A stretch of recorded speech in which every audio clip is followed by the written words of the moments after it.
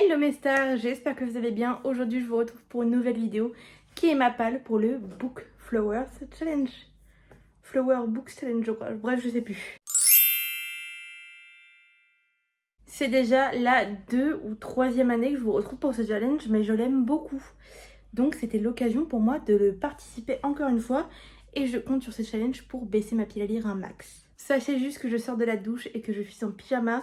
On est dimanche mais j'avais très envie de vous filmer cette vidéo et je me suis dit qu'être confortable c'était encore mieux. Donc je suis en pyjama 100% Hello Kitty, sachez-le.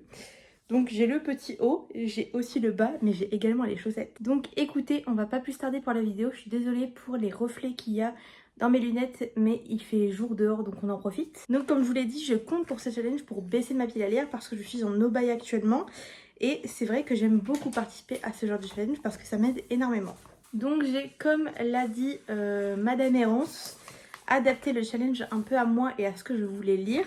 Ça risque de changer, mais dans tous les cas, je vous fais un update à la fin du challenge pour vous dire ce que j'aurais lu. Je vous ai pas dit, mais si vous voulez aller voir le challenge, je vous mets la vidéo de Madame Errance en barre d'infos. C'est un challenge autour des fleurs, comme vous l'avez compris. Donc la première fleur, c'est le dahlia avec la couleur rose, avec un livre d'une grande saga ou un grand one-shot. Et moi, pour le coup, j'ai pas fait les choses à moitié, vu que je vais tenter de lire, même je pense que je vais y arriver, la saga entière des Bodyguards. Il me manque le 5e tome qu'il faut que j'achète, mais je compte tous les lire pendant ce mois-ci. Je vais d'ailleurs en faire une vidéo où je fais un challenge pour essayer de lire une saga d'un coup. Et tout simplement, ça va être avec celle-ci. Ça fait un moment qu'elle est dans ma pile à lire et je pense que c'est le moment de la sortir parce que ces livres me tentent énormément. Je commence d'ailleurs la saga demain, je pense. Du coup, je sais qu'on parle de frères qui travaillent pour un institut qui s'appelle Westwood et qui parle de garde du corps, et le dernier tome est du coup sur leur père. Donc je vais vous relire du coup le petit résumé à l'arrière. À la suite d'une mission pendant laquelle il a frôlé la mort, Lennon a décidé de se retirer du terrain. Il se consacre désormais à la gestion de l'Institut Westwood, l'entreprise familiale qui forme les meilleurs gardes du corps du pays. Mais lorsque son père lui demande d'assurer la protection d'une dernière cliente, il accepte à contre-cœur. Il ne se doute pas que sa rencontre avec Dovie Bennett va bouleverser son existence. Brillante étudiante au MIT et passionnée d'astronomie, Dovie est la cible d'un corbeau dont les menaces se font chaque jour plus virulentes.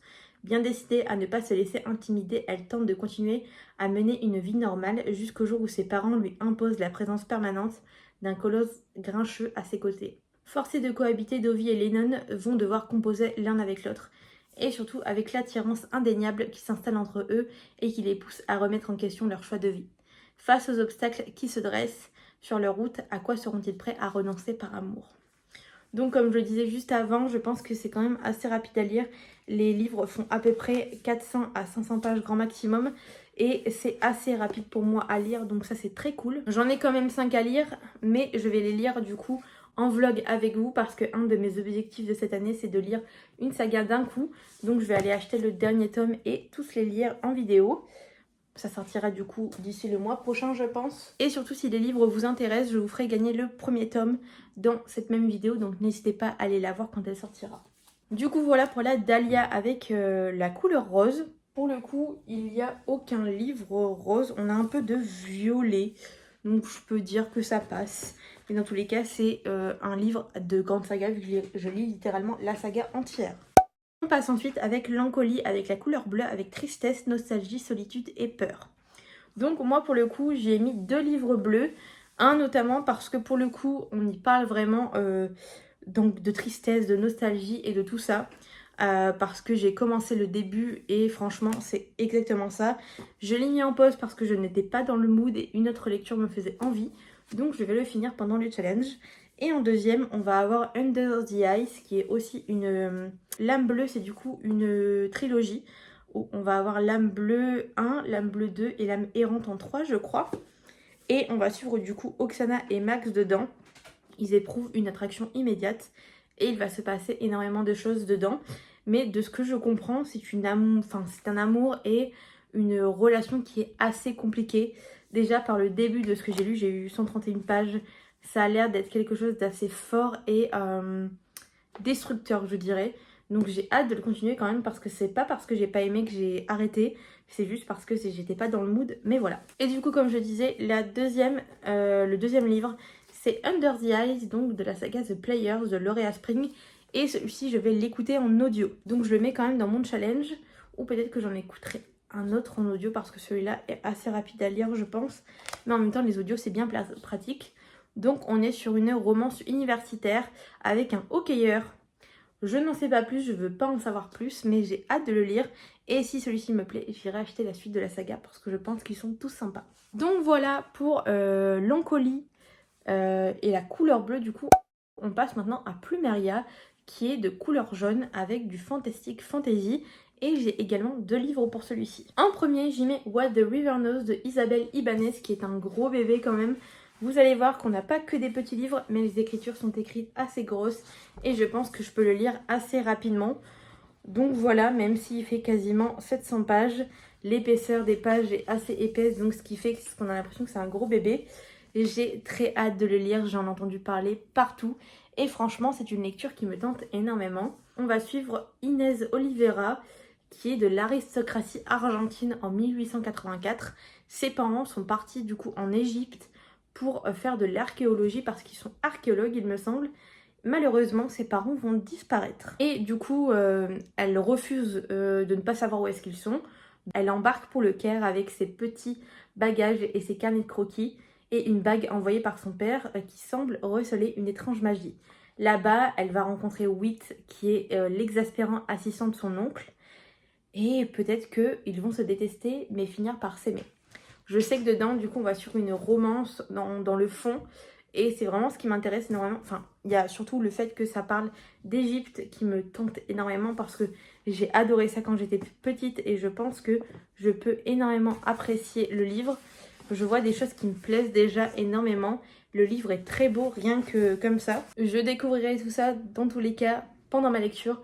Mais j'ai très hâte de me lancer dedans parce que depuis que je l'ai reçu, j'ai très envie de le lire. Donc dans cette catégorie fantasy fantastique, j'y mets également un deuxième livre qui est le dernier tome de la saga Recovery de Momolune. C'est une saga de fantasy que j'aime énormément avec des phénix. C'est pas ma saga préférée mais c'est vraiment une saga que j'affectionne et que j'aime beaucoup. Et j'ai hâte de pouvoir terminer la saga et de savoir ce qui s'y passe parce que je trouve ça très original et c'est un peu le genre de livre dont on entend rarement parler. Et pourtant, franchement, c'est très cool. Donc je vous le recommande fortement. Si Recovery vous tentez de Momolune sur Amazon en auto-édition, je vous le recommande fortement. Et je vous invite à aller les lire. Je peux pas vous donner un avis sur la saga entière vu que j'ai lu que les 2 premiers tomes.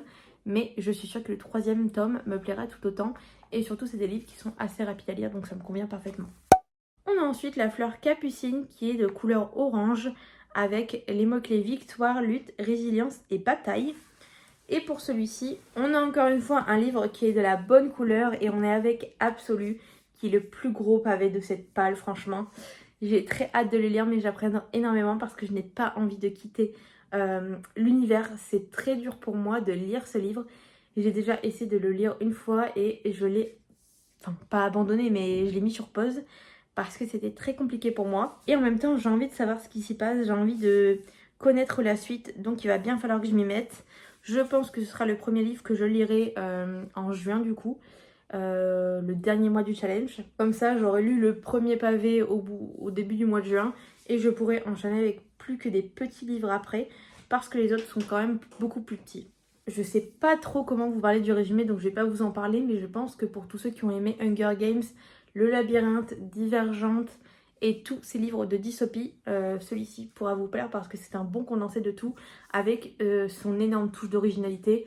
Et pour moi, les 2 premiers tomes ont été des coups de cœur et j'ai hâte du coup de lire celui-ci. Et en deuxième, pour la fleur Capucine, j'ai mis le livre Maxon Hall qui n'a absolument rien à voir vu que c'est littéralement une romance pas universitaire, je dirais, mais plutôt lycée. Et je pense que là, peut-être qu'ils vont passer à l'université. J'avais beaucoup aimé les 2 premiers tomes et j'ai envie de savoir ce qui se passe dans ce deuxième. Et je le mets je mets ce livre-là pour le mot-clé lutte et bataille parce que tout simplement, on a le personnage du coup de... on ne me rappelle plus comment il s'appelle. Du coup, le personnage de James a littéralement une bataille interne avec lui-même et avec sa famille et son père parce que eux deux ne s'entendent pas vraiment. Et c'est une lutte permanente pour devenir celui qu'il a réellement envie d'être. parce qu'il vient d'une famille qui est assez riche et ils veulent à tout prix que James, du coup, reprenne l'affaire familiale et c'est pas forcément quelque chose qui lui convient. Et on a à côté Lydia, sa soeur jumelle, qui elle est faite pour ça, mais comme c'est une femme, son père refuse. Et je pense que du coup, c'est parfait pour les mots-clés lutte, bataille, résilience et victoire. Et j'espère fortement qu'ils vont gagner. Le deuxième tome m'avait un peu moins plu, mais je pense que dans celui-ci, il peut se passer beaucoup de choses assez intéressantes et surtout que je vois qu'il y a au moins 4 points de vue différents et c'est quelque chose que j'aime beaucoup. On passe ensuite à la fleur anthurium qui est du coup verte avec les mots-clés hospitalité et livre doudou. Alors pour cette catégorie, c'est un peu l'endroit où je mets tous les livres que j'ai envie de lire mais je ne savais pas où mettre. Mis à part pour Lux, le tome 5 qui est le dernier tome de la saga Lux du coup de Jennifer L. Armentrout. Le coup, j'ai vraiment envie de finir la saga. Et c'est vraiment une saga doudou selon moi, c'est vraiment pas une lecture où je me prends la tête quand je lis et je la lis uniquement pour ma passion de la lecture. Bien sûr en général je lis tous les livres pour ça mais vous voyez ce que je veux dire, il y a une petite nuance pour entre guillemets tous les livres mais celui-ci c'est vraiment pour l'effet doudou. Et on est du coup sur une histoire qui est un peu science-fiction avec des éléments surnaturels. J'y ai mis ensuite Ma chère Juliette que j'ai acheté au fin de l'année dernière il me semble, qui me tente énormément. J'ai beaucoup de retours positifs de certaines de mes copines du BookTok, donc je pense fortement qu'il va être lu du coup pendant ces 2 mois. Et je pense qu'il va se lire quand même assez rapidement. J'ai hâte d'avoir mon propre avis parce qu'en plus je le trouve très beau. Et ça me permettra peut-être d'acheter son prochain roman qui est Les Oubliés d'Axton Street, je crois, de Justine Bull. Et si on est sur une vibe très Roméo et Juliette, je pense que je pourrais apprécier. Je n'ai pas lu Roméo et Juliette, mais j'aime beaucoup l'histoire en tant que telle. Du coup, dans celui-ci, on suit Alexandra, qui découvre par hasard le journal intime d'un garçon inconnu qui s'appelle Roméo. Au fil des pages, l'étudiant en lettres adresse ses pensées les plus personnelles à sa chère Juliette, une confidente imaginaire. Fascinée par la plume tourmentée de Roméo, Alexandra se retrouve dans la passion du jeune homme pour la littérature et tombe sous son charme, si elle le connaît mieux que quiconque lui ignore jusqu'à son existence. Leur rencontre est aussi improbable qu'inéluctable. Donc voilà pour le résumé qui je pense vous donne également à vous aussi envie. Ça commence à faire une sacrée pile, je pense que d'ici la fin de la vidéo on ne verra plus Morgane. Désolée. Le dernier livre que j'y mets c'est Le refrain de nos vies de Morgane A. Amber qui est franchement très très beau. Peut-être que vous reconnaissez le nom Morgane A. Amber pour ceux qui sont sur TikTok, tout simplement parce que c'est une booktubeuse qui a écrit son livre. Elle est tiktokeuse live celle aussi et dedans on va suivre une célèbre pop star américaine, Gabrielle Jones. Et aujourd'hui elle se marie. Et donc il lui reste 6 heures avant de se marier. Malheureusement, quelques heures avant, il y a le retour d'un homme qu'elle pensait avoir oublié dans sa vie. Et je pense donc que ça va engendrer énormément de choses et énormément de questionnements pour notre pop star. Et c'est vraiment ce que j'ai envie de lire dans ce roman, de voir comment Morgane a su faire poser des questions à sa protagoniste et surtout de son cheminement de pensée. Et ça me hype un peu également parce que j'écris actuellement un livre avec une pop star, donc forcément ça rentre très bien dans le sujet. On passe ensuite à l'avant-dernière fleur et on va avec la violette, qui est forcément violette, avec très peu entendu parler. Donc j'ai 2 livres pour cette catégorie de livres très peu entendu parler. J'y mets d'abord en livre physique un livre qui est violet, donc ça rentre parfaitement dans la catégorie. Et on a Ce qui nous consume, donc le 3e tome de Quentin Jarnot que j'ai hâte de découvrir. Et j'ai tellement aimé les 2 premiers tomes, surtout le premier, que j'ai hâte de lire ce 3e et d'avoir encore une fois toutes les réponses à mes questions. Vous voyez, c'est que des livres qui sont assez petits et qui devraient être assez rapides à lire. Donc j'en suis très contente. Et dans celui-ci, j'espère y avoir toutes mes réponses parce que honnêtement, j'ai énormément de questions. Et si celui-ci est un coup de cœur comme le premier, je vous recommanderais fortement la saga, mais surtout en général les livres de Quentin Jarnot parce que jusqu'ici, je les ai tous appréciés. Donc voilà, et sinon, pour toujours la catégorie violette, on a un e-book qui est Les étoiles brillent encore, que j'ai depuis un moment sur ma Kindle. Il est même pas sur ma Kindle, je crois, il est sur mon téléphone, bref. Mais je pense que c'est le moment pour moi de le sortir. Et je pense que c'est un livre qui peut énormément me plaire. Je vous mets la couverture juste ici. Je sais pas de quoi il parle, je ne veux pas savoir comme d'habitude. Et je vais me lancer dedans les yeux fermés. Et je crois que ça va être un livre qui va être, encore une fois, assez rapide à lire. Donc ça, c'est cool. On passe maintenant à l'avant-dernière fleur qui est la tulipe avec la couleur rouge. On a du coup les mots-clés âme sœur et romance. Et pour celui-ci, on est franchement bien parce que j'ai choisi 2 livres qui sont roses. Donc peut-être que j'aurais dû les mettre dans la première catégorie, mais c'est pas grave. Et on a du coup le premier livre, c'est À un clic de toi de Eva Kim, qui est trop beau. Franchement, je le trouve vraiment magnifique, j'arrête pas de vous en parler et j'ai très hâte de me lancer dedans. Je pense qu'en une petite après-midi, ça peut être lu. Donc c'est ce que je vais m'atteler à faire à partir de mai. Parce qu'on n'est pas encore en mai, il me reste encore 2 jours. Mais j'ai très hâte de le lire parce que je pense que ça peut être une petite romance bien sympa. Et le deuxième livre que j'ai mis dans cette catégorie, donc de la tulipe rouge, c'est le tome 5 de Campus Driver avec Good Luck, donc Good Luck plutôt, de C.S. Quill. Et cette saga Campus Driver a vraiment été une énorme, très bonne lecture pour moi. Et c'est le dernier tome qui me reste à lire et je vais l'écouter en audio. J'ai d'ailleurs commencé, étant donné que je compte mes livres lus une fois que j'ai lu la dernière page. Il sera lu du coup pour le mois de mai, je pense. Dans celui-ci, on suit Luke Winchester qui a toujours eu de la chance, mais malheureusement, il est poursuivi par une poisse légendaire. Et pour se tirer de cette affaire, il ne voit qu'une seule personne, c'est Tori Garland. Et Tori Garland, du coup, dans les autres tomes, surtout dans le 5e, elle est un peu vue, dans le 4e, pardon, elle est un peu vue comme la sorcière du livre, j'ai envie de dire.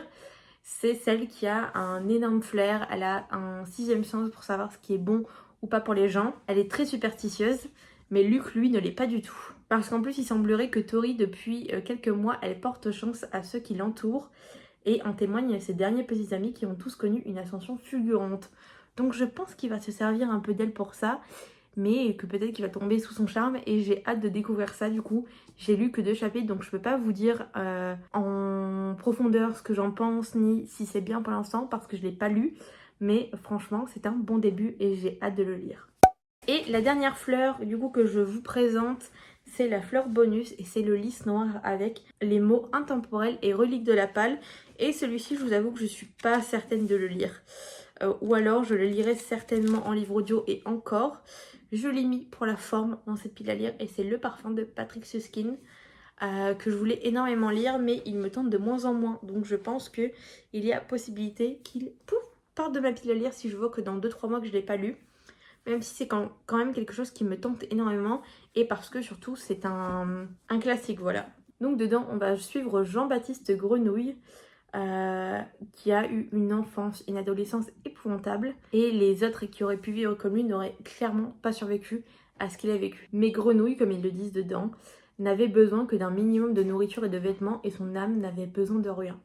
Or ce monstre de grenouille, car il s'agissait bel et bien de genre de monstre, avait un don, ou plutôt un nez unique au monde, et il entendait bien devenir, même par les moyens les plus atroces, le dieu tout-puissant de l'univers qui allait maîtriser les odeurs, maîtriser le cœur des hommes. C'est son histoire abominable et drôlatique qui nous est racontée dans Le Parfum, un roman très vite devenu un best-seller mondial et aujourd'hui porté à l'écran. À nu de nez, un chef-d'œuvre. Vous avez compris le jeu de mots, à vue de nez. Bref, et je pense que c'est un peu ça qui me tente. Vous voyez, le livre est violent. Franchement, je l'ai eu en seconde main et je l'aurais pas acheté neuf, je pense.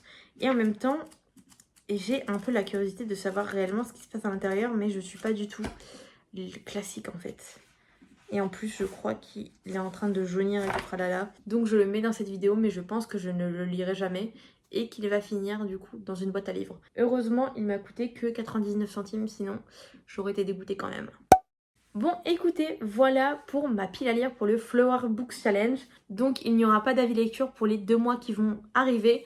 Donc pour mai et juin, je ferai une vidéo globale de ce challenge directement au lieu de vous faire une vidéo en plus inutile, clairement. Il y aura bien évidemment un avis lecture et un bilan lecture plutôt pour le mois d'avril, mais pas pour mai et juin, comme je viens de le dire. J'avais complètement oublié que ce challenge allait commencer et du coup quand j'ai vu la vidéo, je me suis dépêchée de faire ma pile à lire et surtout de vous filmer cette vidéo pour qu'elle sorte le plus rapidement possible pour vous partager ma pile à lire avec vous. N'hésitez pas à me dire en commentaire si vous aussi vous participez à ce challenge ou à un autre challenge d'ailleurs, parce que j'ai l'impression que pendant le printemps il y en a pas mal. Moi c'est vrai que j'aime beaucoup ce challenge parce qu'il parle de fleurs, j'aime beaucoup les fleurs. Et je sais pas, il y a vraiment cette vibe printanière que j'avais vraiment envie d'avoir. Et là du coup, je suis la reine des piles à lire, vous le savez, j'adore faire des piles à lire. Donc c'était le parfait moment pour faire une pile à lire. Et en plus avec uniquement des livres qui me tentent. Et si vous regardez bien dans cette petite étagère là, avec tous les livres qui sont sortis, ça fait une place énorme. Donc ça voudrait dire que j'ai descendu ma palle de minimum. Attendez, je compte. quand même, tout de même, à peu près 18 livres et franchement ce n'est pas négligeable. J'ai beaucoup d'espoir, mais comme j'ai lu quasiment 9 livres ce mois-ci, tout est possible. Et bien écoutez, merci d'avoir regardé cette vidéo, n'hésitez pas à me dire en commentaire si celle-ci vous a plu, quel livre vous avez vu de la vidéo qui vous... N'hésitez pas à mettre un like, un petit commentaire du coup et à vous abonner à la chaîne si vous voulez voir d'autres vidéos comme celle-ci ou mes anciennes ou mes prochaines. Et on se retrouve bientôt pour une nouvelle vidéo et je vous fais des gros bisous. À bientôt, bye bye.